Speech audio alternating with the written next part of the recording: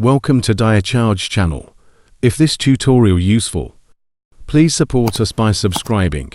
Then, write in the comment if you need a tutorial.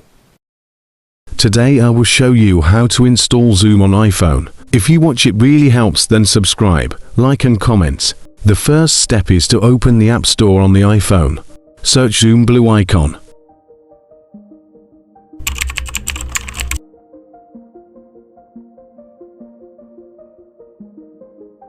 Get or download Zoom.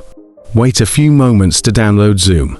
I will explain that Zoom is a video conferencing service based on cloud computing. The application can be used on a variety of mobile devices, desktops, to telephones and room systems. In general, users use this application to conduct meetings and video and audio conferences. Now, open your Zoom. Congratulations! The Zoom application has been installed on your iPhone. See you in the next tutorial.